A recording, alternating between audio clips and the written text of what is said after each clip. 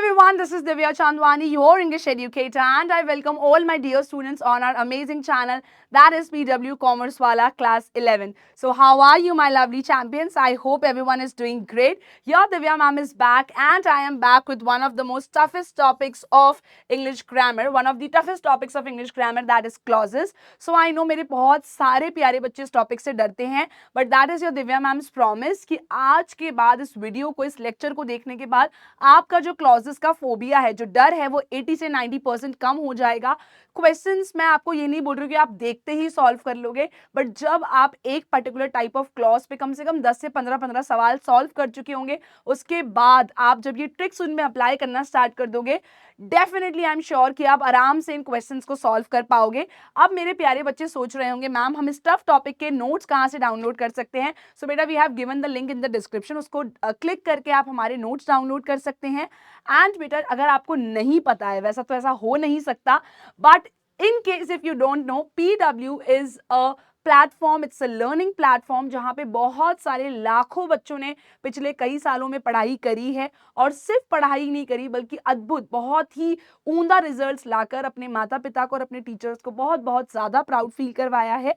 तो आप लोग भी अच्छे से पढ़ाई करें, साथ ही साथ नोट्स को डाउनलोड करना मत भूलें। We have given the link in the description. Now without any delay, let's get started with a topic that is clauses. आज का हमारा गोल है कि हम क्लॉजेस को बड़े डिटेल में, टाइप्स ऑफ क्लॉजेस को, एक एक चीज को बड़े अच्छे से समझने वाले हैं। अब जब बेटा हम बात करते हैं दैट आज हम पढ़ने वाले हैं क्लॉजेस, तो सबसे मेन और सबसे इंपॉर्टेंट सवाल आपके दिमाग में आता होगा कि क्लॉजेस होते क्या हैं? What do you mean by clauses? Clauses का मतलब क्या होता है? So yes my dear students, your question is right. किसी भी टॉपिक को पढ़ने से पहले आपको ये जरूर पता होना चाहिए कि इस टॉपिक का मतलब क्या होता है। What do you mean bye a clause? Clause का मतलब क्या होता है? सो बेटा, क्लॉज एक ऐसी ग्रामर की छोटी सी यूनिट है जिसमें सब्जेक्ट और वर्ब दोनों ही होना क्या है? कंपल्सरी है। दैट मीन्स बेसिकली अगर किसी भी सेंटेंस, फ्रेज या कोई भी चीज कह लो, वो तभी क्लॉज कहलाएगी जब उसके अंदर एक सब्जेक्ट हो और एक वर्ब हो। दोनों में से अगर कोई भी चीज मिसिंग होगी तो वो अपने आप को जो है, आप उसे क्लॉज नहीं कह सकते। तो सब्जेक्ट भी होना चाहिए और वर्ब भी होना चाहिए। Now you must be wondering, ma'am हमें नहीं पता सब्जेक्ट क्या होता है, वर्ब क्या होता है। अगर नहीं पता तो कुछ आसान से एग्जाम्पल्स लेते हैं और इसको बिल्कुल क्लियर कर देंगे कि सब्जेक्ट क्या होता है और वर्ब क्या होता है। मैं एक सेंटेंस का एग्जाम्पल ले रही हूं, ना कि क्लॉज का। अगर मैं आपको बोलूं, Rohan plays in the park. Rohan plays in the park. ठीक है, so this is a sentence, it's a complete sentence, हमें एक कंप्लीट मीनिंग बता रहा है। लेकिन अब हमें ये समझना है कि सब्जेक्ट क्या होता है और वर्ब क्या होता है। बहुत बेसिक चीज है, बट हमें इसका आइडिया होना चाहिए। So let's revise that. Rohan क्या है बेटा यहाँ पे? रोहन बेसिकली इस गिवन सेंटेंस में एज अ सब्जेक्ट एक्ट कर रहा है। अब ये एज अ सब्जेक्ट क्यों एक्ट कर रहा है? सब्जेक्ट का मतलब क्या होता है? कोई भी ऐसा इंसान जो किसी भी गिवन सेंटेंस में या तो कोई काम कर रहा है, if he is the one who is doing the action, यानी कि एक्शन को करने वाला व्यक्ति, जिसको हम क्या बोल सकते हैं? डूअर ऑफ द एक्शन भी बोल सकते हैं। सो डूअर ऑफ द एक्शन क्या हो जाता है? सब्जेक्ट हो जाता है, क्योंकि वो कार्य कर रहा है उस गिवन सेंटेंस में। या फिर अगर वो कार्य नहीं कर रहा है, तो जिस व्यक्ति के बारे में उस सेंटेंस में बात हो रही है, that is known as the subject of the sentence. जैसे कि यहाँ पे रोहन है, Sheena plays the guitar, Sheena sings really well. तो शीना के बारे में बात हो रही है, या शीना वो व्यक्ति है जो ये काम कर रही है, तो वो क्या है? डूअर ऑफ द एक्शन है। सो that is a subject. Clear everyone? Let's move to the next type. Next is what is a verb? Verb क्या होती है मैम? प्लेज यहाँ पे बेटा आपकी वर्ब है, क्योंकि ये आपको क्लियरली ये बता रही है कि यहाँ पर क्या एक्शन हो रहा है। तो कोई भी ऐसा वर्ड जो आपको ये बताए कि क्या एक्शन यहाँ पर हो रहा है, क्या कार्य हो रहा है, क्या काम हो रहा है, तो उसे हम क्या कहते हैं? वर्ब कहते हैं। हिंदी में आपने इसे क्रिया के नाम से जरूर पढ़ा होगा। So any word that tells you about the action that is being performed, action word को हम क्या कहते हैं? वर्ब कहते हैं। एक्शन वर्ड को हम क्या कहते हैं? वर्ब कहते हैं। तो यहां पर बेटा ये क्या हो गया? Rohan plays in the park में रोहन आपका सब्जेक्ट है because that is the doer of the action, plays आपकी वर्ब है। तो Sheena sings, they laugh, she brushes her teeth twice a day. So brushes, eats, plays, laughs, ये सब क्या है? They all are examples of verb, क्योंकि ये आपको बता रहे हैं इस सेंटेंस में कार्य क्या हो रहा है। So any word which tells you about what is happening in the sentence, क्या एक्शन परफॉर्म हो रहा है, उसे हम वर्ब कहते हैं। तो क्लॉज का मतलब क्या है? क्लॉज का मतलब क्या है मेरे प्यारे बच्चों? क्लॉज का मतलब है उसके अंदर सब्जेक्ट और उसके अंदर वर्ब होना कंपल्सरी है। तो it contains of two things. So one is it will have a subject and it will have a verb. तो subject plus verb किसके बराबर होता है? It is equal to clause. तो I really hope कि आज के बाद clause जैसे basic क्वेश्चन में आप कभी नहीं अटकोगे कि ma'am what is a clause, subject और वर्ब दोनों होना चाहिए तो वो एक क्लॉज होगा। यहां तक दिव्या मैम ने बिल्कुल जो बेसिक चल रहा है उसको क्लियर कर दिया है। अब सबसे बड़ा सवाल मैम, हम तो कंफ्यूज हो जाते हैं, noun clause, adverbial clause, adjective कौन पढ़ेगा? So we will go step by step. सबसे पहले ये समझते हैं क्लॉज कितने टाइप्स के होते हैं और क्यों अक्सर हमसे ये आइडेंटिफाई करने को पूछा जाता है, तो हम कैसे आइडेंटिफाई करें। So step number 1, what is a clause, that is done. अब बढ़ते हैं आगे स्टेप नंबर 2 की तरफ, जहां हम समझेंगे क्लॉज के कितने टाइप्स होते हैं। सो बेटा पहली चीज है, क्लॉज के यहाँ पे आपको दो टाइप्स दिख रहे होंगे जो कि बहुत इंपॉर्टेंट है आपके लिए जानना। एक होता है आपका डिपेंडेंट क्लॉज, दूसरा होता है आपका इंडिपेंडेंट क्लॉज। मैम हमें नहीं पता डिपेंडेंट क्लॉज क्या होगा, हमें नहीं पता इंडिपेंडेंट क्लॉज क्या होगा, कोई बात नहीं।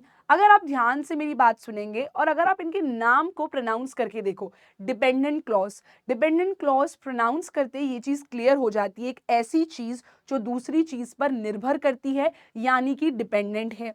फॉर एग्जाम्पल मैं आपको भी बहुत सारे एग्जाम्पल्स दूंगी, लेकिन बेटा मैं उससे पहले आपको एक बहुत बेसिक सी बात समझाना चाहती हूँ। अगर हम बात करें 1990s की या अर्ली 2000s की, तो उस टाइम पे विमेन जो है, most of the women they were not working, ज़्यादातर महिलाएं उस टाइम पे काम नहीं करती थी। तो फाइनेंसेस के लिए यानी कि मनी रिलेटेड चीज़ों के लिए शादी से पहले वो अपने फादर के ऊपर और शादी के बाद वो अपने हस्बैंड के ऊपर डिपेंडेंट होती थी in terms of finances. Money related चीज़ है तो, क्योंकि most of the women were हाउस वाइफ्स, they were not going out and they were not working. तो उस टाइम पे विमेन क्या थी? दे वर डिपेंडेंट। उस टाइम पे महिलाएं क्या थी? दे वर डिपेंडेंट। तो डिपेंडेंट का मतलब क्या होता है? किसी भी चीज पर या किसी भी व्यक्ति पर निर्भर करना, ठीक है। तो वो फाइनेंशियली निर्भर करती थी अपने फादर के ऊपर, बाद में अपने हस्बैंड के ऊपर। लेकिन अगर हम आज की औरतों की बात करें तो most of the women nowadays they are independent, because you know nowadays, पहले भी हमारी ममा ने और हमारे घर पे जितनी भी हम चाची जी देखते थे, मामी जी देखते थे, उसमें बहुत सारे लोग पढ़ाई करके आए होते थे। लेकिन क्योंकि बहुत ज़्यादा वर्किंग कल्चर नहीं था, पहले सब लोग जॉब्स में नहीं जाते थे, तो कहीं ना कहीं फाइनेंशियली उनको जो है डिपेंडेंट होना पड़ता था। लेकिन अगर आप आजकल की विमेन की बात करोगे, so most of them nowadays are independent, ठीक है। दे आर वर्किंग, ठीक है। कोई बहुत बड़े स्टार्टअप्स चला रहे हैं, कोई बहुत अपना बड़ा बिजनेस कर रही हैं, कोई जॉब कर रही हैं। तो देयर आर वेरियस थिंग्स जो कि अब विमेन यानी कि लड़कियां कर रही हैं। सो अब वो क्या है? फाइनेंशियली इंडिपेंडेंट है। तो ना ही वो अपने फादर पे डिपेंडेंट है, ना ही अपने हस्बैंड पे डिपेंडेंट है फॉर फाइनेंसेस, जब हम मनी की बात करते हैं। तो यहाँ पे बेटा इंडिपेंडेंट का मतलब हमें क्लियरली समझ में आ गया है। इंडिपेंडेंट का मतलब होता है जब आप सामने वाले पे निर्भर ना करो, उसको बोलते हैं इंडिपेंडेंट। अब मैम हमें जिसमें और क्लैरिटी चाहिए, तो फटाफट से कुछ एग्जाम्पल्स देखते हैं ताकि हमें और क्लैरिटी मिल जाए। सो एक एग्जाम्पल लेते हैं, बिकॉज इट वॉज रेनिंग,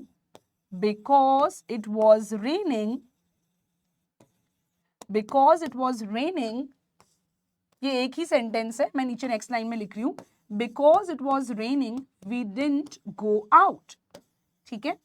चलिए अब एक ही तीर से हम दो निशाने लगाने वाले, दो शिकार करने वाले हैं। तो एक एग्जाम्पल मैंने ले लिया, because it was raining। अब बेटा मुझे एक बात बताओ, बिकॉज इट वॉज रेनिंग को जब मैं पढ़ती हूँ और अगर मैं इसको छुपा दूं, नीचे वाले पार्ट को मैं छुपा दूं, सिर्फ ऊपर वाला पार्ट पढ़ लो, that is because it was raining.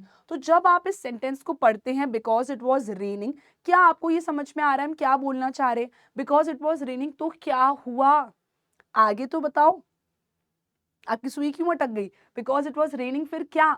तो कहीं ना कहीं जब आपने ऊपर वाला क्लॉज पढ़ा लेकिन आपको नहीं समझ में आ रहा कि क्या हो रहा है, कुछ तो इनकम्प्लीट लग रहा है, तो बिकॉज इट वॉज रेनिंग क्या है? डिपेंडेंट क्लॉज है, क्योंकि ये आने वाली जो आगे वाली बात है उस पर डिपेंड करता है, उस पर निर्भर करता है, इसीलिए क्या है? डिपेंडेंट क्लॉज हो गया, क्योंकि ये अपने आप में हमें कुछ समझा नहीं पा रहा है, कहीं ना कहीं आने वाली आगे वाली बात पे डिपेंड कर रहा है। तो ये क्या हो गया? बिकॉज इट वॉज रेनिंग हो गया आपका डिपेंडेंट क्लॉज।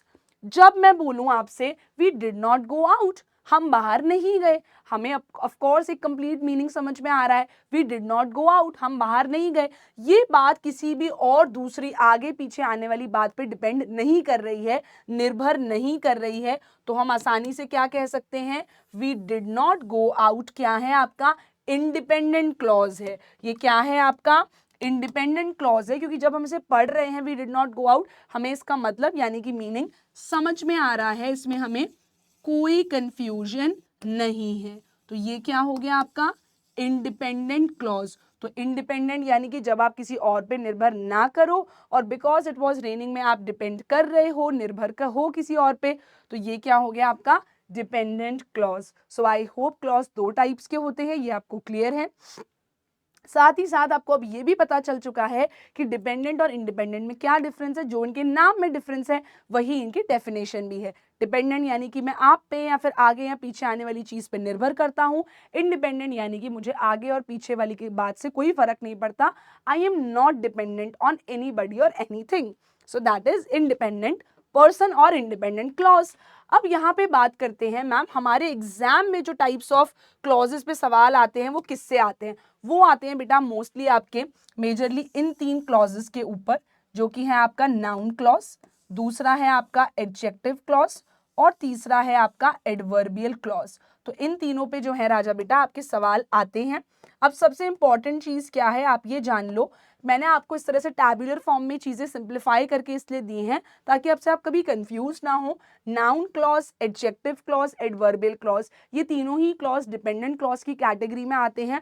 ये तीनों ही क्या करते हैं? डिपेंड करते हैं, ये अकेले जो है स्टैंड नहीं कर पाएंगे, they are dependent on something और दी अदर। तो ये अपने आप में अकेले जो है वो सफिशिएंट नहीं है, और ये क्या करते हैं? किसी ना किसी अपनी आगे या आने वाली पीछे चीज पे हमेशा डिपेंड करेंगे। They won't be, they are not self sufficient कि जो भी बात इसमें आ गई noun clause, adjective clause, adverbial clause में, तो बस वो पत्थर की लकीर हो गई, ऐसा नहीं है, क्योंकि इसके अंदर जो भी मीनिंग होगा वो आगे या पीछे आने वाली बात पे डिपेंडेंट होगा। अपने आप में कंप्लीट मीनिंग आपको समझ में नहीं आएगा इन क्लॉजेस में, क्योंकि ये सभी किसका पार्ट है? डिपेंडेंट क्लॉज का पार्ट है। क्लियर है बेटा यहाँ तक? तो अब विदाउट एनी डिले हम स्टार्ट करते हैं अपने फर्स्ट क्लॉज के साथ, जो कि डिपेंडेंट क्लॉज का फर्स्ट टाइप है, जिसका नाम है noun clause. So let's get started. उससे पहले मैं आपको एक बार एक बेसिक रिवीजन और करवा देती हूँ, क्लॉज और इंडिपेंडेंट क्लॉज का क्या डिफरेंस होता है। ठीक है, तो यहाँ पे हम समझ चुके हैं ऑलरेडी। सब्जेक्ट क्या है बेटा? Subject is someone who is doing the action, जैसे कि Rohan plays in the park में रोहन सब्जेक्ट है। Next is the verb is the action, the verb tells us about the action that subject completes, जैसे कि Sheena sings, ठीक है, Anaysha brushes her teeth twice a day, तो brushes, laughs, eats ये सब आपकी verb हैं। तो clause आपको क्या देता है? एक complete thought देगा, ठीक है। अगर वो dependent clause है, independent है तो हो सकता है, सॉरी, अगर वो इंडिपेंडेंट है तो एक कंप्लीट थॉट दे सकता है ना, क्योंकि it can stand all alone. कौन स्टैंड कर सकता है बेटा अकेला? किसको जरूरत नहीं होती किसी और की? That is your independent clause. Independent clause कभी भी और किसी पे डिपेंड नहीं करता है, और इंडिपेंडेंट क्लॉज को कुछ लोग मेन क्लॉज भी बोलते हैं। कुछ लोग क्या बोलते हैं? मेन क्लॉज के नाम से भी जानते हैं, या फिर आईसी बोल देंगे। आईसी शॉर्ट फॉर्म हो गया इंडिपेंडेंट क्लॉज का, ये हम पढ़ चुके हैं, इसीलिए जस्ट रिवाइज करा रही हूँ थोड़ा सा फास्ट तरीके से। तो इंडिपेंडेंट यानी कि जो किसी पे निर्भर ना हो, which can stand all alone. लेकिन क्या डिपेंडेंट में भी ऐसा ही होगा? बिल्कुल नहीं। They can not stand alone as an independent thought. इसके अंदर भी सब्जेक्ट होगा, वर्ब होगी, लेकिन ये अकेले अपने आप में सेल्फ सफिशिएंट नहीं है। तो इसको हमेशा क्या करना पड़ता है? इंडिपेंडेंट क्लॉज के साथ जोड़ना पड़ता है ताकि ये ग्रामेटिकली करेक्ट बने और सामने वाले को, पढ़ने वाले को इसका मतलब समझ में आए। बिकॉज इट वॉज रेनिंग, अरे तो क्या, आगे तो बताओ, इट वॉज रेनिंग तो क्या हुआ? तो अभी हमने आगे जोड़ा, because it was raining we did not go out. So before we move towards noun clause, मैं आप लोग को एक और एग्जाम्पल देना चाहती हूँ डिपेंडेंट क्लॉज और इंडिपेंडेंट क्लॉज समझाने के लिए। Let's see one more example. तो एक और एग्जाम्पल बेटा आपकी स्क्रीन पर आ चुका है, जो कि आपको यहाँ पे दिख भी रहा होगा। every night before I go to bed I eat cookies. So जब आपको हम बोल रहे हैं every night before I go to bed, अगर मैं I eat cookies छुपा दूं, I'll hide it from here, I eat cookies मैं छुपा दूं, तो every night before I go to bed को पढ़ते ही आपको समझ में आ रहा है आगे क्या होगा? या क्या वो अपने आप में कंप्लीट मीनिंग बता रहा है? Every night before I go to bed नहीं बता रहा है बेटा कंप्लीट मीनिंग, यानी कि वो किसी ना किसी चीज पे डिपेंड करेगा, अपने आप में कंप्लीट मीनिंग नहीं दे रहा है। सो हम यहाँ पे क्या बोल सकते हैं बड़ी आसानी से, that every night before I go to bed एक कंप्लीट मीनिंग नहीं दे रहा है। तो ये क्या हो गया राजा बेटा आपका? This is your dependent clause. ये क्या है? डिपेंडेंट क्लॉज है। This is your dependent part, ये आपका डिपेंडेंट क्लॉज हो गया। लेकिन यदि अगर मैं ये पार्ट छुपा दूं और बोलूं आई ईट कुकीज, अगर मैं बोलूं आई ईट कुकीज, तो मुझे तो मीनिंग पूरा समझ में आ रहा है। तो I eat cookies before I go to bed, every night before I go to bed मैं कुकीज खा के सोती हूँ, which is bad, very bad habit.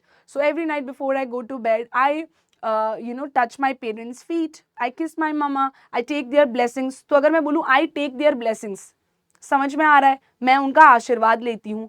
But every night before I go to bed, उसमें कुछ तो कहीं ना कहीं इनकम्प्लीट है, हमें नहीं समझ में आ रहा क्या हो रहा है। लेकिन जब हम बोलते हैं आई ईट कुकीज, तो ये अपने आप में कंप्लीट मीनिंग दे रहा है। तो इस तरीके से बेटा ये डिपेंडेंट और इंडिपेंडेंट की जुगलबंदी चलती है, ये यानी कि साथ में आ जाते हैं, क्योंकि डिपेंडेंट कभी भी आपको अपने आप अपना एक सेल्फ सफिशिएंट नहीं दिखेगा, कभी वो भी आपको वो अपना मीनिंग जो है वो समझ में नहीं आएगा जब आप डिपेंडेंट को पढ़ोगे। So the best thing is dependent independent इस तरीके से साथ में चलते हैं, ताकि रीडर जब भी उसको पढ़े उनको उसका मतलब समझ में आ जाए। क्लियर है? अब आप देख लो, सब में आपको जो है वर्ब और सब्जेक्ट दोनों नजर आ रहे होंगे। अब अगर आप आई पे फोकस करोगे तो आई क्या है? I is your subject.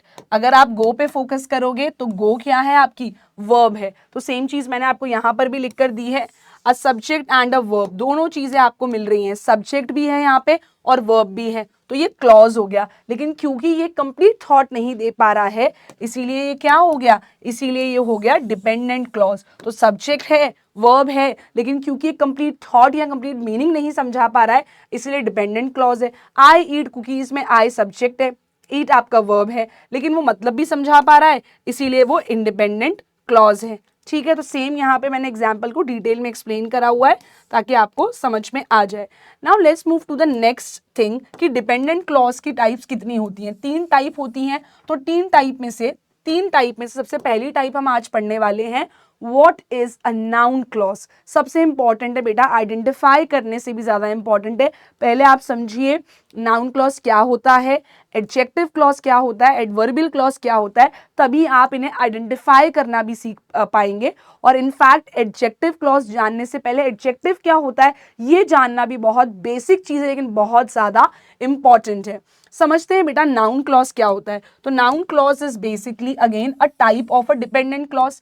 पहली चीज क्लियर हो गई है। दूसरी चीज आपको ये पता होनी चाहिए, इसके अंदर भी क्या होगा? एक सब्जेक्ट होगा और एक वर्ब होगा। पहली चीज ये डिपेंडेंट क्लॉज की कैटेगरी में आता है। दूसरी चीज इसमें एक सब्जेक्ट होगा और एक वर्ब होगा। ये एसेंशियल है, मैंडेटरी है, अनिवार्य है। ठीक है, यहां तक क्लियर हो गया। अब नाउन क्लॉज क्या करता है? It is a type of a dependent clause. इसके अंदर भी एक सब्जेक्ट होगा और एक वर्ब होगी।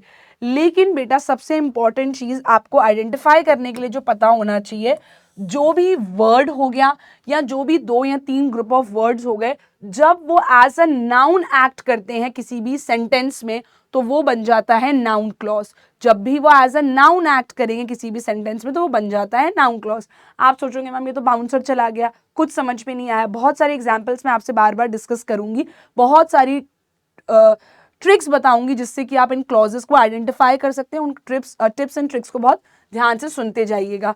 अब बेटा नाउन क्लॉज की सबसे बड़ी खासियत क्या है कि वो क्या करता है। फॉर एग्जाम्पल यहां देखते हैं, I remember what you said yesterday. मुझे याद है, आई रिमेंबर, तुमने कल क्या कहा था।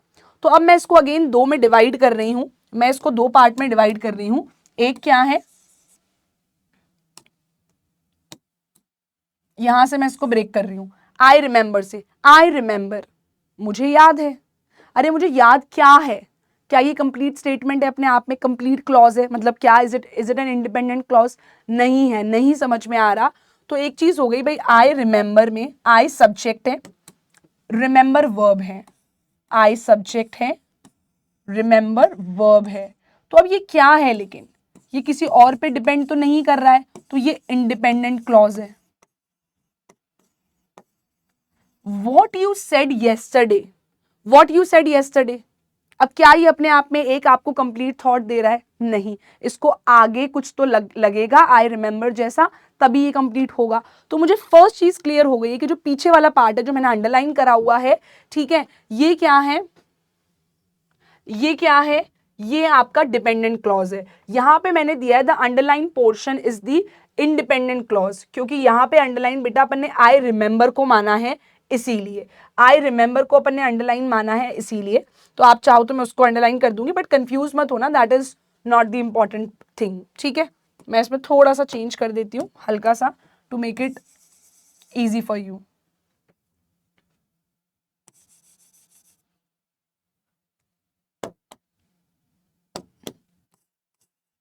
एक सेकेंड रुकिएगा बच्चे, जो लिखा हुआ है वो बिल्कुल भी गलत नहीं है, just to make it simpler for you मैंने ये करा है। तो यहाँ पे अंडरलाइन पोर्शन जो है वो डिपेंडेंट क्लॉज है and it can't stand alone, क्योंकि मैंने अंडरलाइन इसको करा है जस्ट टू एक्सप्लेन यू। अब वापस आते हैं, आई रिमेंबर, मुझे याद है, ये अपने आप में इंडिपेंडेंट क्लॉज है, इसको किसी और की जरूरत नहीं है।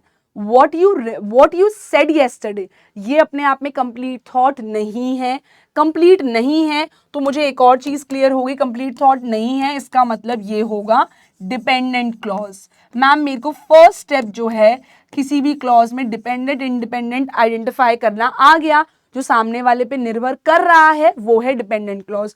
अब मैम मैं मेन जो नेक्स्ट चीज है उसकी टेंशन लूंगा या लूंगी, नाउन क्लॉज है, एडवर्बियल है, एडजेक्टिव है, मुझे नहीं पता, कोई बात नहीं, अभी स्टेप 1 हो गया है, slowly will move to step number 2, ठीक है। सो जब हम बोलते हैं what you said yesterday, what you said yesterday क्या है, एक डिपेंडेंट क्लॉज है। मैम नाउन क्लॉज क्यों है, मुझे ये समझना होगा। बेटा नाउन क्लॉज की एक और खासियत होती है कि वो किसी भी सेंटेंस में नाउन क्लॉज क्या करता है, नाउन क्लॉज की भैया खास बात क्या है, that noun clause acts as an object in the sentence. It acts as an object in the sentence. इसको मैं कैपिटल में लिख रही हूं because this is very very important for you to remember that. Noun clause acts as an object, acts as an object in a clause बोल लो, ठीक है। अब मैम सबसे इंपॉर्टेंट चीज है, हम कैसे आइडेंटिफाई करें कि ये एज एन ऑब्जेक्ट एक्ट कर रहा है। दिस इज वेरी इंपॉर्टेंट, मैं स्टार मार्क कर रही हूं इसको। अब वापस से चलते हैं एग्जाम्पल की तरफ समझने के लिए। बेटा आई क्या है, आपका सब्जेक्ट है, आई जो कार्य कर रहा है, रिमेंबर मुझे याद है, तो याद क्या हो गया, वर्ब हो गई, एक्शन बता रहा है, तो ये रिमेंबर आपकी वर्ब हो गई। अब बेटा जो रिमेनिंग पार्ट है वो क्या है, एक ऑब्जेक्ट की तरह वर्क कर रहा है। फिर से मैं आपको सब्जेक्ट वर्ब ऑब्जेक्ट का एक बार डिफरेंस भी बताऊंगी। और बेटा जब भी हम कोई सेंटेंस बनाते हैं तो मोस्टली किसी भी सेंटेंस को बनाने का स्ट्रक्चर जो रहता है, ग्रामेटिकली जो करेक्ट स्ट्रक्चर रहता है वो ये रहता है, that is subject plus verb plus object. Revise करते हैं, सब्जेक्ट का काम क्या है, which is the doer of the action, जो हमें बता रहा है कि कार्य क्या हो रहा है। वर्ब यानी कि जो हमें ये बताए कि क्या कार्य हुआ, remember, remembered, play, cut, chop, ये सब क्या है, laughs, plays, ये सब आपकी वर्ब है। लेकिन ऑब्जेक्ट क्या करता है, object is the one which is the one who is receiving the action, the one who is receiving, the one which is receiving the action। मैं आपको एक बहुत आसान से एग्जाम्पल देती हूँ। जब मैं आपसे बोलूं Divya ma'am kicked the football, तो दिव्या मैम सब्जेक्ट हो गया, किक्ड लात मारना, तो किक्ड क्या हो गया, वर्ब हो गया, और द फुटबॉल क्या है, उस एक्शन को रिसीव कर रही है। लात पड़ी किसको, किक पड़ी किसको, किसको पड़ी, फुटबॉल को पड़ी। सो यहां पे रॉन किक्ड द फुटबॉल बोल लूं, Divya ma'am kicked the football बोल लूं, कोई भी मैं एग्जाम्पल ले लूं। सो अगर इफ आई से रॉन किक्ड द फुटबॉल, सो यहां पे मैं इसी के अकॉर्डिंग ही लिख रही हूं। रॉन आपका क्या हो गया, सब्जेक्ट हो गया, रॉन आपका क्या हो गया बेटा, सब्जेक्ट हो गया, किक्ड आपकी वर्ब हो गई, and this is your object that is the football. Article को भी उसमें इंक्लूड कर लेते हैं, रॉन किक दी फुटबॉल, लेकिन जो मेन फुटबॉल है वो ऑब्जेक्ट है, क्योंकि वो उस एक्शन को रिसीव कर रही है जो सब्जेक्ट ने किया है। तो ऑब्जेक्ट जो है ये साइंस की तरह नहीं होता है इंग्लिश में कि सारी नॉन लिविंग थिंग्स ही ऑब्जेक्ट होती हैं, नहीं। Any person, any thing which is receiving the action is known as object in English. तो प्लीज साइंस वाला लॉजिक हम सॉरी यहाँ पे नहीं लगा पाएंगे।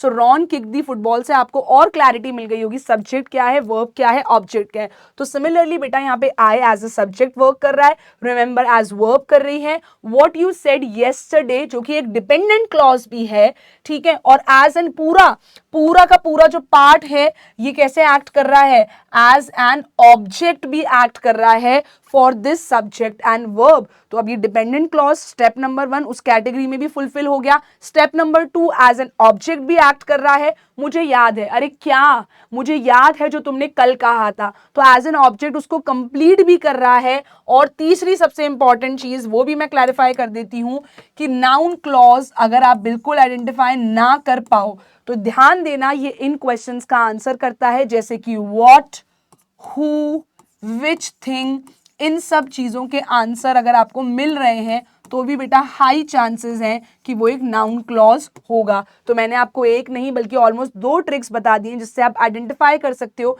कि ये नाउन क्लॉज है या नहीं। मैम मैं तो नहीं मानता ये नाउन क्लॉज है, ट्रिक लगा के देखते हैं। I remember what you said yesterday, तो क्वेश्चन में कैसे बनाऊंगी, what you remember, what do you remember, what do you remember, I remember what you said yesterday. ये मेरे वॉट का आंसर भी कर रहा है, एज एन ऑब्जेक्ट भी एक्ट कर रहा है, डिपेंडेंट क्लॉज भी है। 3 प्रूफ मुझे मिल गए कि ये क्या है, एक नाउन क्लॉज है, क्योंकि नाउन क्लॉज हमेशा एक डिपेंडेंट क्लॉज होगा, एज एन ऑब्जेक्ट एक्ट कर सकता है और साथ ही साथ इनमें से किसी क्वेश्चन का आंसर भी कर सकता है। तो डेफिनेटली ये क्या है, ये एक नाउन क्लॉज है क्योंकि ये एक्ट कर रहा है as an object of the sentence. अब इस नाउन क्लॉज में जो मैंने आपको एग्जांपल दिया है, in the noun clause you said is a subject plus verb. अब यहां पे ये भी ढूंढना जरूरी है कि नाउन क्लॉज में ऐसा तो नहीं कि सब्जेक्ट या वर्ब मिसिंग है, तो बेटा बिल्कुल मिसिंग नहीं है। ये देख लो यू, ये देख लो सेड, ठीक है, तो यू क्या है, सब्जेक्ट हो गया, सेड हो गया वर्ब। तो इसके अंदर नाउन क्लॉज के अंदर भी सब्जेक्ट और वर्ब आना अनिवार्य है, तभी तो वो क्लॉज होगा, सबसे स्टार्टिंग में पढ़ा था। तो मैम ये रूल यहां पर अप्लाई तो हो रहा है। तो वापस से रिवाइज करते हैं, I remember what you said yesterday, what you said yesterday as an object काम कर रहा है, इसलिए मैं इसको पूरा हाईलाइट कर रही हूं यहां पर। आई होप मैंने बहुत ज्यादा घिच पिच नहीं कर दिया हो, इसे मिक्स करके खिचड़ी ना पका दी हो, but this is just to clarify. बेटा मैं फिर से रिवाइज करा रही हूं, ये पूरी चीज एज एन ऑब्जेक्ट एक्ट कर रही है, ये पूरी चीज एज एन ऑब्जेक्ट एक्ट कर रही है। दिस इज वेरी इंपॉर्टेंट, इसको अच्छे से याद कर लेना, इसको मैं लिख रही हूँ बड़ा बड़ा। It is acting as an object, it is acting as an object. और चाहोगे तो यहाँ पे इसको भी क्लैरिफाई कर दूंगी, इसका सब्जेक्ट और इसका वर्ब कौन है, ठीक है, आई इसका सब्जेक्ट है, ये इसकी वर्ब है, यहां पे इसको शॉर्ट में लिखा है, ठीक है। तो रिमेंबर वाली चीज याद रखना, रिमेंबर यहां पे वर्ब है, ठीक है, और यही उसका ऑब्जेक्ट के तौर पे काम कर रहा है। What you said yesterday, ये पूरा ब्रैकेट भी लगा दिए, बॉक्स भी बना दिए, ये पूरा क्या है राजा बेटा, ऑब्जेक्ट है, आने वाले आगे आए और रिमेंबर का। और साथ ही साथ डिपेंडेंट क्लॉज भी है, तो हमें गारंटी हो गई है क्या है, ये जो पार्ट है व्हाट यू सेड येस्टरडे, जो पूरा पार्ट है व्हाट यू सेड येस्टरडे, इतना पार्ट कैसे एक्ट कर रहा है, डिपेंडेंट क्लॉज है, और डिपेंडेंट के अंदर क्या है जी, डिपेंडेंट के अंदर नाउन क्लॉज है जी। क्लियर है बेटा? अब परेशान मत होना, क्या इतने ही एग्जाम्पल, इतने ही सवाल हैं, और भी कराऊंगी नाउन क्लॉज के क्वेश्चन, परेशान होने की बात नहीं है। अब बढ़ते हैं अगले क्वेश्चन की तरफ, अगले सबसे बड़े सवाल की तरफ कि मैम एडजेक्टिव क्लॉज क्या होता है। एडजेक्टिव और एडजेक्टिव क्लॉज को आइडेंटिफाई करना फिर भी इजी है as compare to other clauses, क्योंकि मुझे पर्सनली लगता है इसमें थोड़ी सी टिप्स एंड ट्रिक्स ज्यादा होती हैं टू आइडेंटिफाई। अब मैम हमें भी वो टिप्स एंड ट्रिक्स बताइए जिससे हम एडजेक्टिव क्लॉज को आइडेंटिफाई कर सकें। तो बेटा मुझे लगता है एडजेक्टिव क्लॉज को समझने से पहले और भी ज्यादा जरूरी है कि आप ये समझ लो what is the meaning of adjective. अब है तो बिल्कुल भी क्लास 11th का टॉपिक नहीं है कि एडजेक्टिव क्या है मैं आपको पढ़ाऊं, बट फिर भी मैं चाहती हूं कि आपके सारे बेसिक्स मेरे साथ क्लियर होते जाएं। So let's see what do we mean by an adjective। तो बेटा an adjective का काम क्या होगा, what does an adjective do? An adjective modifies, it modifies का आसान मतलब क्या होता है, describes भी। so it modifies और describes, दो चीजों को adjective क्या करते हैं जी, describe करते हैं जी। so an adjective describes what, a noun or a pronoun। अरे मैम हम तो नहीं मानते जी, अरे आप नहीं मानते हो तो समझाएंगे ना हम, ध्यान से सुनिएगा। तो यहां पर अब देखते हैं दो एग्जाम्पल्स, ठीक है, लेट्स सी टू एग्जाम्पल्स, ठीक है। हम देखते हैं कैसे आप नाउन और प्रोनाउन को एक एडजेक्टिव डिस्क्राइब कर सकता है, ठीक है। अरे यार पापा जो है मेरे लिए बहुत प्यारा सा पपी लिया है, मुझे तो मेरा पपी बहुत अच्छा लगा, ठीक है, बहुत बहुत बहुत ही क्यूटू क्यूटू क्यूटू, बहुत ही क्यूटी पाई था, तो बहुत ही क्यूटू सा पपी अगर ले आए पापा, तो मैंने एग्जाम्पल दिया दिस इज अ क्यूटू पपी, लेकिन क्यूटू तो नहीं लिख सकते, तो मैंने लिखा करेक्ट इंग्लिश में this is a cute puppy. So this is a cute puppy. Puppy क्या है यहाँ पे, पपी जो डॉग का बेबी होता है, पपी के लिए पपी क्या है, पपी इज अ, पपी के लिए पपी क्या है, थोड़ा गलत क्वेश्चन हो गया, पपी के लिए नहीं, हमारे लिए पपी कैसे एक्ट कर रहा है सेंटेंस में, एज अ नाउन एक्ट कर रहा है, क्योंकि किसी एनिमल का, किसी प्लेस का, किसी इंसान का नाम क्या होता है, noun. Noun is a name of a person, place, animal, thing और एन आइडिया ऑल्सो। सो ये क्या है, puppy is a noun, puppy क्या है, एक नाउन है। अब आप उसकी विशेषता बता रहे हो, कैसा पपी है, क्यूट पपी है, कैसा पपी है, क्यूट पपी है। सो ये क्या हो गया, एडजेक्टिव, क्योंकि ये पपी को डिस्क्राइब कर रहा है, this is a cute puppy. Clear है यहां तक सभी को? तो ये हो गया पहला एग्जाम्पल जब ये एक नाउन को डिस्क्राइब कर रहा है। अब अगर मैं आपको बोलूं he is a smart boy, she is a beautiful girl, तो ब्यूटिफुल गर्ल में वो गर्ल को डिस्क्राइब कर रहा है, he is a smart boy में वो बॉय को डिस्क्राइब कर रहा है, राइट तो ये आपको क्लैरिटी हो गई होगी इससे कि नाउन को कैसे करता है। अब एक बात बताओ, he is a smart boy में से मैंने बॉय गायब कर दिया, ठीक है, तो क्या ये ग्रामेटिकली गलत होगा? नहीं होगा। ही इज स्मार्ट हम ये भी तो बोलते हैं, तो इस केस में ये क्या कर रहा है, it is describing a pronoun. He, she, it, they, ये सब क्या है, ये आपके प्रोनाउन होते हैं। सो यहां पर ये किसको डिस्क्राइब कर रहा है, एक प्रोनाउन को डिस्क्राइब कर रहा है, it is modifying a pronoun. So ये ही क्या है, एक प्रोनाउन है, और स्मार्ट वर्ड किसको डिस्क्राइब कर रहा है, इसी प्रोनाउन को डिस्क्राइब कर रहा है। तो स्मार्ट क्या हो गया बेटा आपका, again smart is your adjective, और आपको क्लैरिटी मिल गई होगी कैसे, क्योंकि ये ही को डिस्क्राइब कर रहा है। तो बेसिकली आप इस तरीके से एडजेक्टिव को ढूंढ सकते हैं किसी भी सेंटेंस में, हो सकता है वो किसी नाउन को, पपी को, she is a beautiful girl में गर्ल को, he is a smart boy में बॉय को, किसी नाउन को डिस्क्राइब कर रहा हो, नाउन उड़ा दिया, she is intelligent, she is tall, he is short, he is shorter than his brother। तो इन सब केसेस में ये प्रोनाउन को डिस्क्राइब कर रहा होगा, अदरवाइज ये नाउन को डिस्क्राइब कर रहा होगा। सो आई होप यहां तक सबको ये चीज की क्लैरिटी मिल गई होगी, ठीक है, क्लियर है यहां तक सभी को? ओके सो यहाँ पे हमने एक बहुत बेसिक चीज समझ ली कि एडजेक्टिव क्या होता है। मैम आप ये हमें क्यों पढ़ा रही थी, अब आपको समझ में आएगा why I was teaching you and I just took you back to class 5th, क्योंकि बेसिक्स पता होना कितना जरूरी है। एंड एडजेक्टिव क्लॉज क्या करता है? एडजेक्टिव क्लॉज एक टाइप ऑफ डिपेंडेंट क्लॉज है, ये हम स्टार्टिंग से पढ़ते हुए आ रहे हैं, right, we all know that. लेकिन अब सबसे इंपॉर्टेंट चीज क्या है, आपको ये समझना है एडजेक्टिव क्लॉज को आप कैसे आइडेंटिफाई करोगे। तो बेटा एडजेक्टिव क्लॉज में भी आपको एक सब्जेक्ट और वर्ब तो मिलेगा, that we all know. It cannot stand alone, ये भी हमें पता है जी, डिपेंडेंट क्लॉज है। अरे पर पूछना तो पड़ता है ना जी, अरे तो बता रहे हैं ना जी, डिपेंडेंट क्लॉज है और इसके अंदर भी एक सब्जेक्ट वर्ब होता है, साथ ही साथ में ये जो है कभी भी कंप्लीट थॉट नहीं दे सकता है। लेकिन लेकिन एडजेक्टिव क्लॉज की खासियत क्या है, how to identify it. Adjective clause में बेसिकली आपको क्या ध्यान रखना है, it acts as an adjective.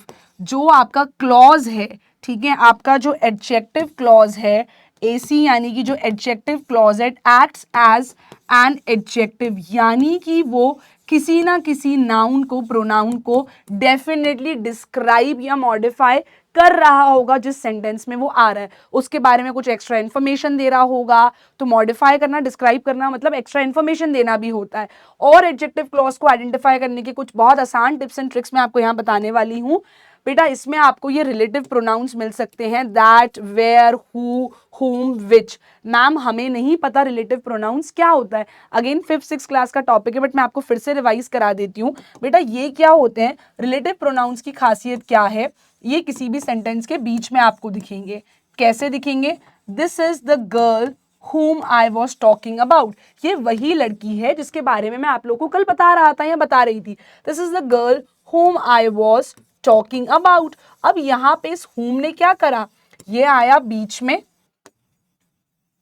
Right, it came in between, ये बिल्कुल बीचों बीच आया, ये इन दो चीजों को जोड़ने का काम कर रहा है, दिस इज द गर्ल को और आई वॉज टॉकिंग अबाउट को। तो रिलेटिव प्रोनाउन का मतलब ही वो है, एक ऐसा प्रोनाउन जो किसी भी दो चीजों के बीच में आकर उनको जोड़ने का काम करे, कंजंक्शन की तरह काम करे, यानी कि दो चीजों को जोड़े, ग्लूइंग वर्ड्स भी जिन्हें कहते हैं, जिसको हम कंजंक्शन भी बोलते हैं। तो यहाँ पे ये एज अ कंजंक्शन एक्ट कर रहा है, तो इन्हीं को हम रिलेटिव प्रोनाउन कहते हैं। वापस आते हैं अपने टॉपिक पे, अब इसमें हमारी मदद कैसे करेगा, एडजेक्टिव क्लॉज में हाई चांसेस हैं आपको दैट, वेयर, हु, हुम, विच इस तरह के शब्द मिल जाएं, या फिर रिलेटिव एडवर्ब्स मिल जाएं जैसे कि व्हेन, वेयर, व्हाई। तो ये कहीं ना कहीं आपको बीच में मिल सकते हैं, तो हाई चांसेस होंगे कि वो एक हो सकता है वो एक एडजेक्टिव क्लॉज हो।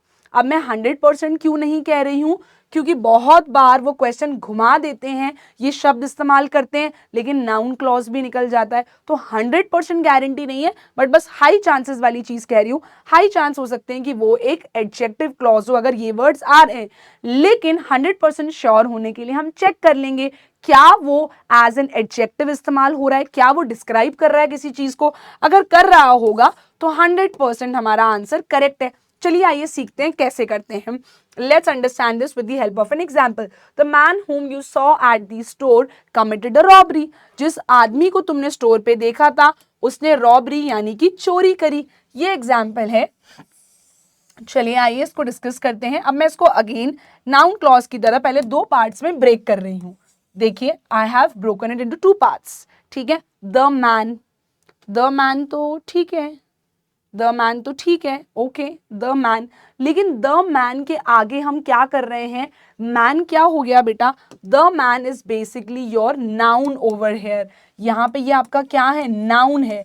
और इस नाउन के बारे में, आदमी है, आदमी का नाम होता तो प्रॉपर नाउन हो जाता, नाम नहीं है तो भी नाउन तो है ना, तो भी कॉमन नाउन तो है ही। अब यहाँ पे इस आदमी को क्या करा जा रहा है और उसके बारे में एक्स्ट्रा इंफॉर्मेशन दी जा रही है। कौन सा आदमी, the man whom you saw at the store committed a robbery। The man whom you saw at the store committed a robbery। तो जिस आदमी को तुमने स्टोर पे देखा था उसी ने चोरी करी थी। तो मैंने आपको बताया था एडजेक्टिव क्या करता है, डिस्क्राइब करता है नाउन को। अभी तक हमने एडजेक्टिव में पढ़ा कि एक वर्ड से डिस्क्राइब करता है, she is an intelligent girl, तो इंटेलिजेंट एडजेक्टिव था। लेकिन एडवर्बियल क्लॉज क्या करता है, एज एन एडजेक्टिव एक्ट तो करता है, लेकिन ऑफ कोर्स एक वर्ड नहीं होगा उसके अंदर, थोड़ा सा लंबा हो सकता है। सो एडजेक्टिव क्लॉज यहाँ क्या कर रहा है, एज एन एडजेक्टिव एक्ट कर रहा है और डेफिनेटली डिस्क्राइब कर रहा है किसको, it is describing what, the adjective clause describes the man, यहाँ पे ये क्या डिस्क्राइब कर रहा है, जो मैन है उसके बारे में और एक्स्ट्रा इंफॉर्मेशन दे रहा है। और जो ये डिपेंडेंट क्लॉज है इसके अंदर यू सॉ भी आ रहा है, तो यू सॉ क्या है, यू आपका सब्जेक्ट है, सॉ आपकी वर्ब है, तो इसके अंदर ये वाली चीज भी है। और ये कंप्लीट थॉट भी नहीं दे रहा क्योंकि ये आने वाली आगे वाली चीज पर डिपेंड कर रहा है, निर्भर कर रहा है, तो ये है भी पीछे वाला डिपेंडेंट क्लॉज। द मैन ठीक है, बट उसके आगे क्या, ये क्या बोल रहे हैं, whom you saw at the store committed the robbery, तो जिस आदमी को तुमने स्टोर पे देखा था उसी ने चोरी करी है। तो मैन के बारे में आप एक्स्ट्रा इन्फॉर्मेशन दे रहे हो ना, जब हम बोलते हैं he is a smart boy, तो आप लड़के के बारे में डिस्क्रिप्शन तो दे रहे हो, कैसा लड़का है, स्मार्ट है। यहाँ पे आप आदमी के बारे में एक्सप्लेनेशन दे रहे हो, डिस्क्रिप्शन दे रहे हो, तो यहाँ पर ये एज एन एडजेक्टिव भी वर्क कर रहा है, थोड़ा सा लंबा है, तो ये क्या है, एज एडजेक्टिव क्लॉज काम कर रहा है क्योंकि उस आदमी को और डिस्क्राइब कर रहा है। इसमें सब्जेक्ट और वर्ब भी है और ये आने वाले आगे पार्ट पे डिपेंड कर रहा है, तो ये डिपेंडेंट क्लॉज भी है। ये अपने आप में whom you saw at the store committed a robbery cannot stand all alone, तो डिपेंडेंट है और दूसरे नाउन को डिस्क्राइब भी कर रहा है, तो डेफिनेटली ये क्या है, एडजेक्टिव क्लॉज है। डेफिनेटली ये क्या है, एडजेक्टिव क्लॉज है। अब मैं आपको एक और चीज बता देती हूँ, ये किन किन क्वेश्चंस का आंसर करता है, विच वन का एंड व्हाट काइंड का, इस तरह की चीजों का ये आपको आंसर करते हुए भी मिलेंगे। चलिए अब देखते हैं जो टिप्स एंड ट्रिक्स हमने पढ़ी, क्या वो हमारे एग्जाम्पल को सही साबित हमारे एग्जाम्पल में होंगी या नहीं। मैंने आपको कहा था हाई चांसेस हैं आपको कुछ इस तरह का रिलेटिव प्रोनाउन मिल सकता है। हमारे एग्जाम्पल में आते हैं, whom आपको मिल रहा है which is your relative pronoun, आपको whom मिला है which is your relative pronoun. तो whom क्या है राजा बेटा, आपका रिलेटिव प्रोनाउन है, सो ये आपका यहाँ पे क्या है, it is acting as a relative pronoun. तो मैंने आपसे कहा था हाई चांसेस होंगे आपको रिलेटिव प्रोनाउन मिल सकता है, बट 100% गारंटी या श्योरिटी आपको कब मिलेगी, जब आप चेक कर लो वो एज एन एडजेक्टिव वर्क कर रहा है कि नहीं कर रहा है। मैन को डिस्क्राइब कर रहा है, रिलेटिव प्रोनाउन भी है, तो भैया एडजेक्टिव क्लॉज है। अब देखते हैं इस क्वेश्चन का आंसर कर रहा है क्या, the man whom you saw at the store committed a robbery. What kind of a man you saw at the store? The man whom I saw or you saw at the store committed a robbery. तो कहीं ना कहीं question का भी answer करेगा, but question इसमें आप last में जाना ये चेक करेगा रिलेटिव प्रोनाउन रिलेटिव एडवर्ब कुछ आ रहा है क्या, और आ रहा है तो 100% जरूरी नहीं है एडजेक्टिव क्लॉज हो, चेक करना एज एन एडजेक्टिव वर्क कर रहा है कि नहीं कर रहा है।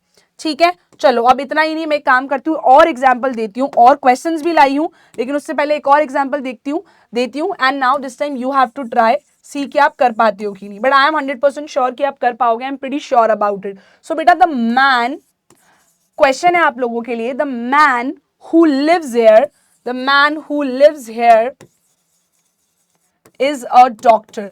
The man who lives here is a doctor. मैंने कहा था बहुत सारे क्वेश्चंस की प्रैक्टिस भी करवाऊंगी आज वाले वन शॉट में।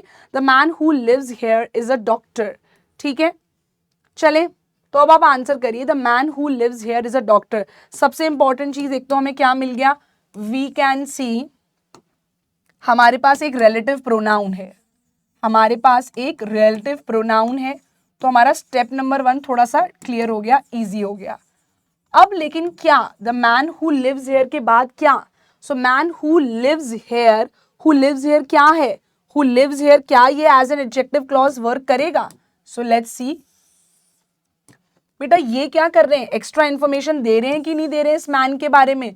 द मैन कौन, the man who lives here is a doctor. तो जो आदमी यहाँ रहते हैं वो क्या है, एक डॉक्टर हैं, तो डेफिनेटली एक्स्ट्रा इंफॉर्मेशन तो दे रहे हैं, मिल रही है, तो ये क्या हो गया, यस ये एक एडजेक्टिव क्लॉज हुआ, क्योंकि ये डिस्क्राइब कर रहे हैं, हु लिव्स हियर डिस्क्राइब कर रहा है उस आदमी को, और साथ ही साथ एक रिलेटिव प्रोनाउन भी आ रहा है, तो हमको उससे भी थोड़ा सा आइडिया मिल गया। साथ ही साथ क्योंकि ये उसको और मॉडिफाई कर रहा है, डिस्क्राइब कर रहा है, कौन सा आदमी, the man who lives here is a doctor, उसके बारे में एक्स्ट्रा इन्फॉर्मेशन भी दे रहा है, यानी कि और एक्स्ट्रा इन्फॉर्मेशन देना मतलब डिस्क्राइब करना होता है, तो डेफिनेटली ये एज एन एडजेक्टिव वर्क कर रहा है, एज एन एडजेक्टिव वर्क कर रहा है, something that acts as an adjective.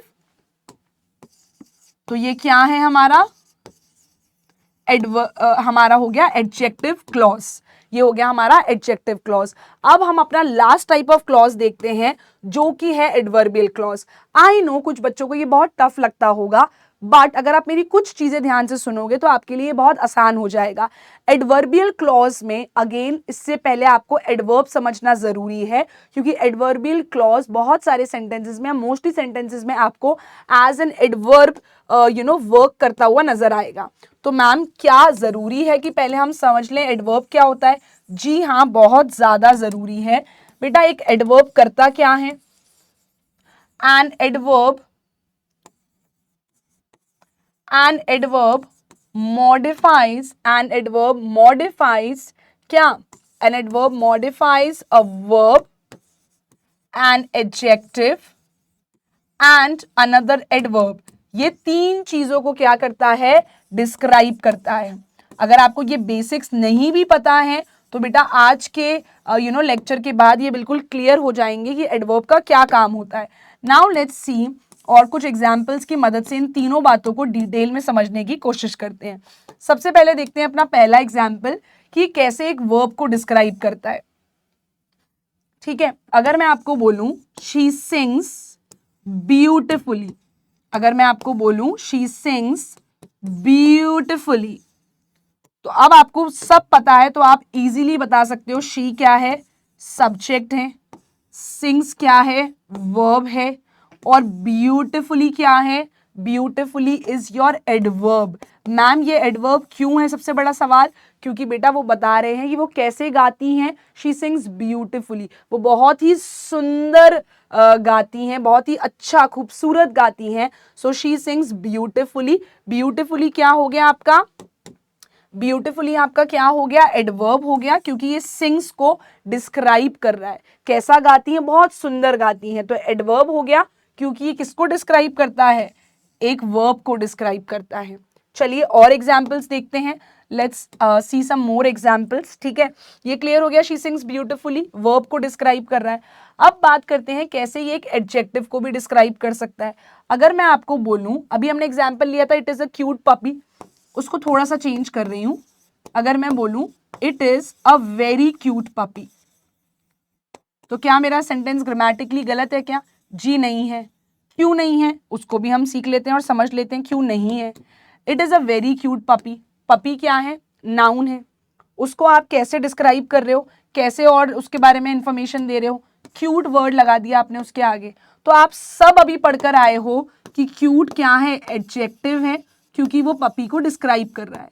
अब मैं चाहूं तो मैं वेरी छुपा सकती हूं, हटा सकती हूं। It is a cute puppy सही है, पर मैंने बोला it is a very cute puppy, बहुत ही प्यारा पपी है, तो क्यूट में और आगे डिग्री लगा दी, कितना क्यूट? बहुत ज्यादा। तो वेरी क्या हो जाता है बेटा? एक एडवर्ब हो जाता है, क्योंकि वो और ज्यादा इंफॉर्मेशन दे रहा है अबाउट द एडजेक्टिव, उसको और डिस्क्राइब कर रहा है। तो यहां पे ये कैसे एक्ट करने लग जाएगा? It acts as an adverb.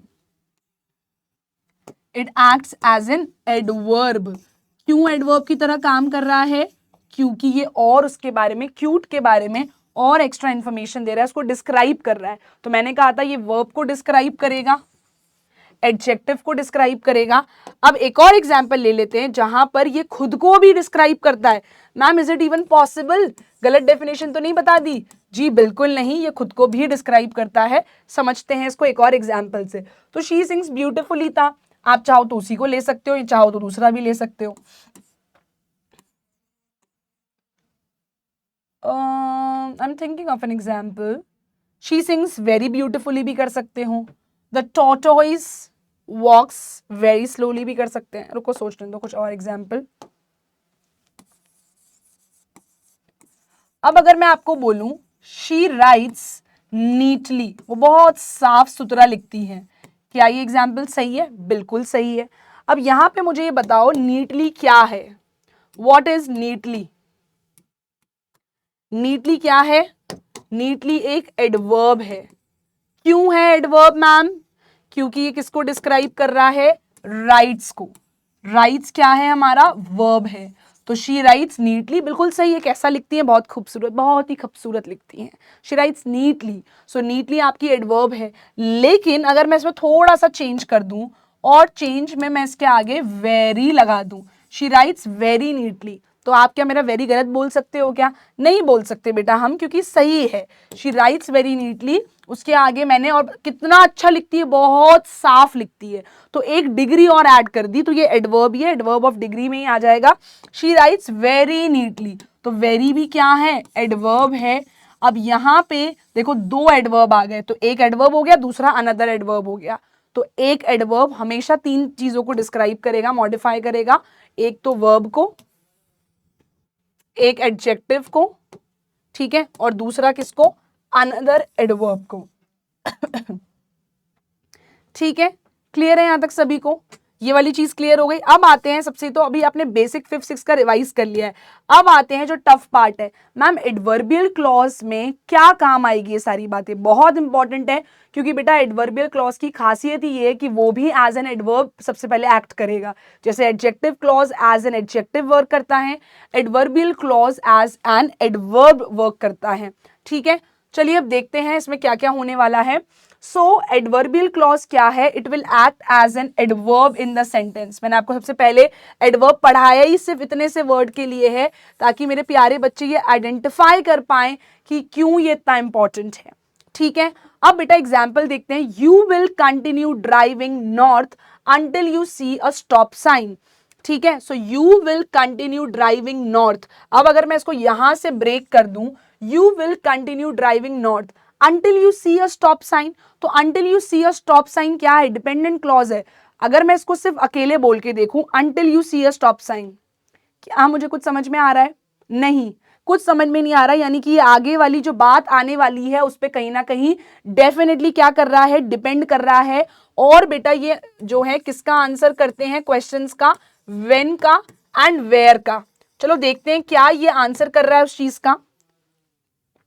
ठीक है, when you will continue driving, till when you will continue driving north, तो आंसर क्या होगा? you will continue driving north until you see a stop sign, तब तक चलते रहना जब तक कि तुम्हें एक स्टॉप साइन ना दिख जाए। so till when will you continue driving north, जब तक कि मुझे एक स्टॉप साइन नहीं दिख जाता। तो मुझे पहला चीज मिल गया है कि भाई ये when का आंसर कर रहा है, till when का या when का, तो ये क्या हो सकता है? एक एडवर्बियल क्लॉज हो सकता है। और दूसरी खासियत क्या है? दूसरी खासियत ये है कि ये एक डिपेंडेंट क्लॉज भी है, जो कि एडवर्बियल क्लॉज को, नाउन क्लॉज को, एडजेक्टिव क्लॉज को, तीनों को ही डिपेंडेंट होना पड़ता है। ये भी इसकी स्पेशलिटी है।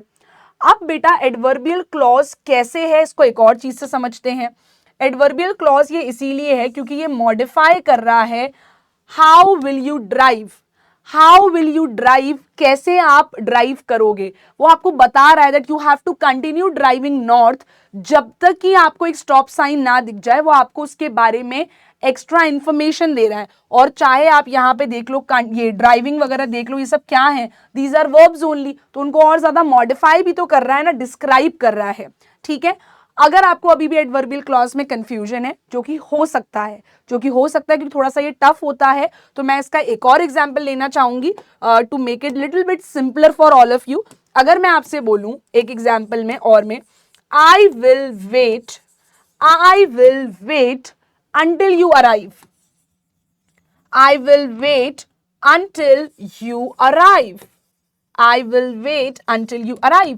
जब तक कि तुम आ नहीं जाओगे तब तक मैं तुम्हारा इंतजार करूंगी। तो यहां से आप देखो until you arrive पे फोकस करो। until you arrive क्या ये अपने आप में सफिशिएंट है? नहीं है, डिपेंडेंट क्लॉज है। क्या ये when का आंसर कर रहा है? till when will I wait? I will wait until you arrive। तो दो चीजें मेरी यहाँ पे फिक्स हो चुकी हैं। ठीक है, I will wait until you arrive। अब आप ये भी चेक कर सकते हो, चेक करके मुझे बताना क्या ये एज एन एडवर्ब वर्क कर रहा है और क्या ये I will wait में से किसी चीज को मॉडिफाई कर रहा है। जी हाँ बेटा कर रहा है। I will wait, तो ये क्या कर रहा है? वेट को और ज्यादा मॉडिफाई कर रहा है ना। और वेट क्या है? मेरा इंतजार करना। वेट, वेटिंग, वेटेड, ये सब क्या हो गए? Wait, waited, waited, waiting, ING लगा दिया, कुछ भी लगाऊं अगर मैं, तो मुझे एक चीज तो पता है कि ये क्या है? This is my verb, this is my verb, ये मेरी वर्ब है। और ये वर्ब के बारे में और एक्स्ट्रा इंफॉर्मेशन दे रहा है दैट आई विल वेट, कब तक? I will wait until you drive. तो ये एज एन एडवर्ब भी यहाँ पर काम कर रहा है। It acts as an adverb, और क्योंकि ये एज एन एडवर्ब वर्क कर रहा है, ठीक है, वर्ब को डिस्क्राइब कर रहा है, तो ये क्या हो गया बेटा, ये पार्ट मेरा हो गया, this part is my adverbial clause. तो आई होप कि आपको एक और एग्जाम्पल के साथ थोड़ी और क्लैरिटी मिली होगी। और दूसरी बेटा इसमें खासियत ये, आप कैसे आइडेंटिफाई कर सकते हो, व्हेन और वेयर जैसे क्वेश्चंस का आंसर करता है। और बेटा ये अक्सर subordinating conjunction such as, although, because, if, ये भी आपको एडवर्बियल क्लॉज में देखने को मिलेंगे। तो ये भी आपके लिए क्वेश्चन को बहुत आसान बनाएंगे आइडेंटिफाई करने के लिए कि ऑल्दो आ जाएगा, बिकॉज आ जाएगा, इफ आ जाएगा, अंटिल आ जाएगा। इससे भी आपके लिए एडवर्बियल क्लॉज को आइडेंटिफाई करना बहुत आसान होगा। तो हर क्लॉज में मैंने आपको एक नहीं बल्कि दो दो तीन तीन टेक्निक्स, ट्रिप्स एंड ट्रिक्स दी हैं जिससे कि आप उन्हें आइडेंटिफाई कर सको। एंड दैट्स नॉट ऑल, मैं अभी आपके लिए क्वेश्चंस भी लाई हूँ एंड मैं आपके सामने आपको सॉल्व करवाऊंगी। अब आप देखना जो टिप्स एंड ट्रिक्स हमने पढ़ी थी, क्या वो आप इन क्वेश्चंस में अप्लाई कर पा रहे हो या नहीं।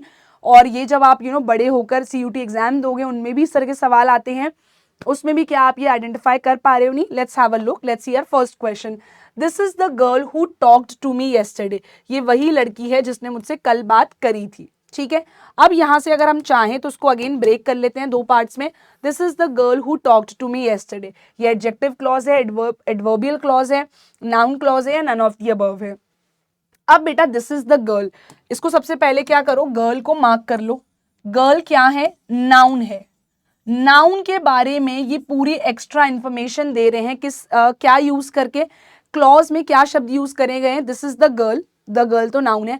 Who talked to me yesterday, जिसने मुझसे कल बात करी थी, तो एक्स्ट्रा इंफॉर्मेशन आ रही है नाउन के बारे में। जी हाँ, तो क्या ये एज एन एडजेक्टिव एक्ट कर रहा है, एक्ट्स एज एन एडजेक्टिव कर रहा है, क्योंकि उसके बारे में एक्स्ट्रा इंफॉर्मेशन दे रहा है नाउन के बारे में। ठीक है, सबसे मेन चीज हो गई है कि ये एज एन एडजेक्टिव वर्क कर रहा है। दूसरी चीज यहाँ पे रिलेटिव प्रोनाउन आ रहा है। क्या आ रहा है, रिलेटिव प्रोनाउन हु आ रहा है। तो काफी चीजों से हमें ये पता चल रहा है that this is your none other than adjective clause. तो इस तरीके से आप क्वेश्चंस को आइडेंटिफाई करते हो। क्या आप पहले क्वेश्चन से ही सारी टेक्निक्स लगा पाओगे? जी नहीं, लेकिन क्या आप विद प्रैक्टिस कर पाओगे? जी हाँ, बिल्कुल आप कर लोगे। आई have lost the tickets which I bought, चलो इसको भी तोड़ लेते हैं। यहां से मैं इसको अलग कर रही हूं, हो सकता है वो आपको अंडरलाइन करके दे जो आपको आइडेंटिफाई करना हो, नहीं अंडरलाइन करके दे तो आप खुद से ये दिमाग लगा सकते हो। आई have lost the tickets, the tickets again क्या है, नाउन है, किसी थिंग का, चीज का, वस्तु का नाम है। ठीक है, आई have lost the tickets which I bought, कौन सी टिकट्स खो गई हैं? एक तो विच आ रहा है, विच क्या है मैम, अगेन मेरा रिलेटिव प्रोनाउन है, लेकिन रिलेटिव प्रोनाउन से बेटा कोई गारंटी नहीं हो जाती कि वो एडजेक्टिव क्लॉज ही होगा, कभी कभार वो नाउन क्लॉज भी हो जाता है। इसीलिए बहुत इंपॉर्टेंट है ये चेक करना विच आई बॉट ऑब्जेक्ट तो नहीं है या फिर एडजेक्टिव है, उससे क्लैरिटी मिल जाएगी। So I have lost the tickets, मेरी टिकट्स गुम गई हैं। क्या टिकट्स के बारे में कुछ एक्स्ट्रा इन्फॉर्मेशन दी जा रही है, कितने रुपए की थी, कब खरीदी थी? जी हाँ, दी जा रही है। आई have lost the tickets which I bought, जो मैंने कल खरीदी थी। तो विच आई बॉट से मुझे एक्स्ट्रा इन्फॉर्मेशन मिल रही है। इट मॉडिफाइज और इट डिस्क्राइब्स द टिकट्स, जो कि क्या है, द टिकट्स नाउन है, उसके बारे में वो हमें और एक्स्ट्रा इन्फॉर्मेशन दे रहा है और एक्स्ट्रा इन्फॉर्मेशन दे रहा है, इसीलिए वो क्या है हमारा एडजेक्टिव क्लॉज। तो यहाँ पे दो एग्जांपल्स ऑलरेडी हम एडजेक्टिव क्लॉज के पढ़ के आए थे, दो हमने इसके ऊपर क्वेश्चंस भी प्रैक्टिस कर लिए। Now let's move to our next question. थोड़ा सा टफ है बट बिकॉज दिव्या मैम हमें ऑलरेडी इसकी टेक्निक बता चुकी हैं कि अगर ऑल्दो आ रहा है, बिकॉज आ रहा है, इफ आ रहा है, इस तरह के सब ऑर्डिनेटिंग कंजंक्शंस जब हमें मिलते हैं तो हाई चांसेस क्या है कि वो आपका एडवर्बियल क्लॉज होगा। Although he is very rich, he is a miser। और एडवर्बियल क्लॉज में कभी कभी आपको ये कॉन्ट्रास्ट भी देखने को मिलेगा। Although he is very rich, जबकि वो बहुत रईस है, फिर भी वो एक माइजर है। माइजर कौन होते हैं? जो कंजूस होते हैं, सोच समझ के पैसे बहुत ज्यादा खर्च करते हैं, ज्यादा पैसा खर्च नहीं कर पाते हैं। Although he is very rich, जबकि वो बहुत रिच है, तब भी वो क्या करता है, तब भी वो एक माइजर है, वो एक कंजूस इंसान है। अब although आ रहा है, एक सबऑर्डिनेटिंग कंजंक्शन आ रहा है यहाँ पे, तो ये क्या हो गया, एडवर्ब क्लॉज हो गया। लेकिन आपका होमवर्क ये है कि आप इसमें पूरा दिमाग लगाइए, मेहनत करिए और सोचिए क्या कौन सा इसका पार्ट है जो एज एन एडवर्ब वर्क कर रहा है? क्या ऐसा कोई पार्ट है जो एज एन एडवर्ब वर्क कर रहा हो सकता है शायद ना हो, बट क्योंकि हमें ऑल्दो मिल गया तो हमारे लिए इसको आइडेंटिफाई करना बहुत ज्यादा आसान हो गया है। Next question can be little tough for you, but इसको हम आराम से अच्छे से सॉल्व करेंगे। Everybody admits that he is a brave man. अब सारे क्वेश्चन मैं आपके लिए इजी नहीं लाई थी, आप लोग क्या करेंगे, इसको यहां से तोड़ेंगे तो आपको दिखेगा दैट। आप इस रिलेटिव प्रोनाउन को देखकर तुरंत क्या क्लिक कर देते हैं बच्चे, एडजेक्टिव क्लॉज, बट वो गलती नहीं करनी है। दिव्या मैम ने सिखाया है, चेक करो। एज एन ऑब्जेक्ट आ रहा है तो नाउन है, किसी चीज को मॉडिफाई कर रहा है, डिस्क्राइब कर रहा है तो एडजेक्टिव होगा। चलिए, एवरीबडी एडमिट्स, सब क्या एडमिट करते हैं, सब क्या बोलते हैं, that he is a brave man, that he is a brave man. अब बेटा लेकिन क्या वो एवरीबडी को, एवरीबडी जो कि एक सब्जेक्ट है, एडमिट्स जो कि एक वर्ब है, तो अगर इसको that he is a brave man को एज एन एडजेक्टिव वर्क करना होगा तो या तो वो नाउन को डिस्क्राइब करें या फिर प्रोनाउन को करें।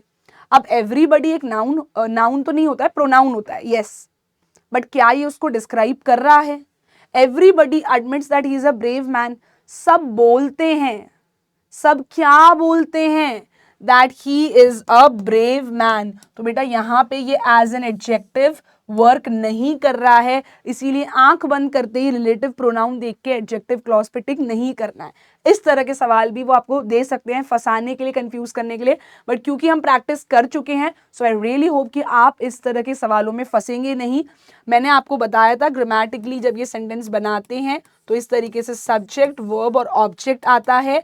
सब्जेक्ट का काम क्या है, कोई भी कार्य, कोई एक्शन करना। वर्ब का काम क्या है, वो बताएगा क्या एक्शन हो रहा है।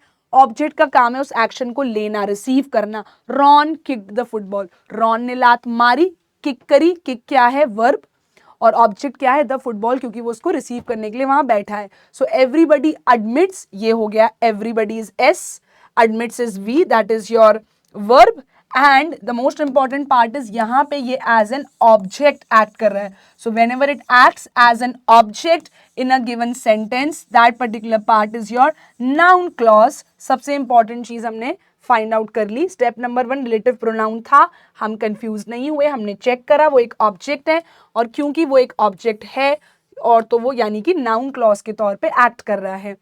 अब उसके अंदर ही आ रहा है, बोलते हैं ना इसमें सब्जेक्ट आना चाहिए, देखो इसके अंदर भी ही है, तो इसके पास इसका भी सब्जेक्ट है, इसके पास अपनी वर्ब भी है, और ये सामने वाले पे डिपेंड भी कर रहा है, that he is a brave man, कहीं ना कहीं आगे पीछे आने वाली बात पे निर्भर भी कर रहा है, तो डिपेंडेंट क्लॉज भी है। तो नाउन क्लॉज वो तभी होगा जब वो डिपेंडेंट क्लॉज हो, उसके पास अपना सब्जेक्ट हो, अपनी वर्ब हो, वो भी है, और साथ ही साथ वो एज एन ऑब्जेक्ट एक्ट कर रहा हो, तब होता है वो नाउन क्लॉज। तो जितनी बेटा हमने अब तक ट्रिक्स पढ़ी थी वो सब यहाँ पे एप्लीकेबल हैं, सब यहाँ पे फिट बैठ रही हैं। और क्या वो व्हाट, हु, विच किसी का आंसर कर रहा है? एक बार ये लास्ट चीज ये भी ट्राई कर लेते हैं, ठीक है।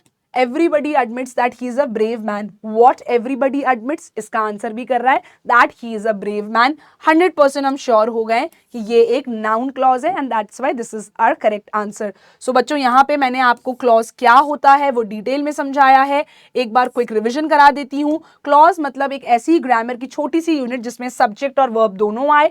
ये डिवाइड होते हैं 2 पार्ट्स में, वन इज डिपेंडेंट क्लॉज जो सामने वाली चीज पे निर्भर करता है, इंडिपेंडेंट जो निर्भर ना करता हो। डिपेंडेंट के अंदर 3 और टाइप्स आती हैं, noun clause, adjective clause, adverbial clause. ये तीनों मैंने आपको डिटेल में लाइन टू लाइन एक्सप्लेनेशन के साथ समझाया है with a lot of examples and questions. So I hope आपको क्लॉजेस जैसा टफ टॉपिक काफी हद तक समझ में आ गया होगा। इसकी प्रैक्टिस करिए, स्टार्टिंग में डरना मत अगर आपसे क्वेश्चन ना भी हो तो, because it requires a lot of practice. But अगर आप ये टिप्स एंड ट्रिक्स अप्लाई करने की कोशिश करेंगे अपने क्वेश्चंस में, शायद 2 या 3 या 4 सवाल ना हो, but you never know, you will be able to solve the 10th question. So please इन्हें अप्लाई करने की कोशिश करना। अगर मैं थोड़ा बहुत भी ये कर पाई कि आपके लिए टफ टॉपिक को आसान बना पाई, तो do let me know in the comment section were you able to understand clauses topic. So thank you everyone, your Divya ma'am is signing off. मिलते हैं आपसे अगले लेक्चर में, बाय बाय एंड जय हिंद।